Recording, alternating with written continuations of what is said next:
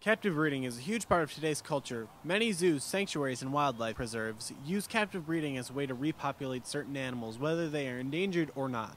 Zoos are a part of our culture. They're a part of our community and many other communities. We have an obligation to the people that come through our gates to help them understand wildlife, to help them appreciate nature, hopefully to help them change their attitudes and behaviors so that they are, like all of us, trying to be less impactful on the environment, which is better for animals in the long run. If we're going to do that, if we're going to be successful at this mission, we have to be responsibly and ethically breeding animals in captivity. Groups like PETA claim that captive breeding is misused. Captive breeding is something that I think misleads people into thinking that they're helping a species by breeding them in captivity, when really it's a way to make a profit. I always just encourage people to do the research. Animals that are born in captivity are not doing anything normal to them. And I think a lot of people go to zoos more for entertainment than enlightenment. Certainly what happened here back in the 40s and 50s with chimp shows and the really horrible old ape house that used to be with all concrete and tiles and nothing natural about it was typical in many zoos at the time. Zoos have all evolved to be far less of an entertainment venue, purely entertainment venue, to be much more of an educational mission.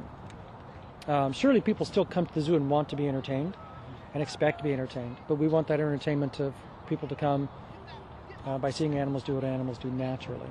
What people don't realize is things like the chimp show, which they love, seeing chimps in clothes, riding ponies and tricycles.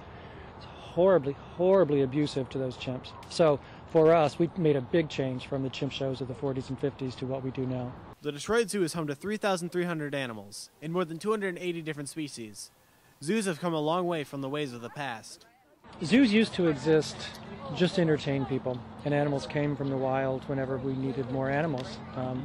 And now, both because many animals, it's just not possible to get animals from the wild, and also because ethically many of us don't believe we should be taking animals from the wild. We have to rely on breeding animals in captivity to sustain zoo populations. For many species of animals, this is also necessary because some of these species could someday maybe go back to the wild.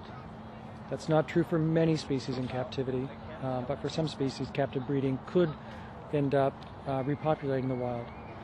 I don't want to see any animals go extinct, and I think that breeding animals in captivity is not helping the problem. I think if people really want to help animals who are on the extinction list, they need to focus on habitat protection and protecting their homelands. And breeding them in captivity, these animals are never going to be re-released into the wild. If they're born in captivity and raised that way, they lose all of their ways of living in the wild. They don't survive on their own. So I don't think that's ever going to help a species that's on the extinction list. This statement is not true for AZA-accredited zoos, many of whom are taking part in programs for very small species that nobody ever sees. We and many other zoos are part of a release program for several species of toads, for example, which are neither large nor charismatic, but they're very important populations, and these animals are being returned to the wild every year. Captive breeding is important for some things, yes. We, like many other zoos, though, don't do it frivolously. At one time in their history, zoos did it. Anything that wanted to breed could, and that resulted in there being a huge problem with too many animals in zoos, and then bad things happen to animals when there's no home for them. Captive breeding that is responsibly and ethically done absolutely has a place in our culture and in the conservation of some species.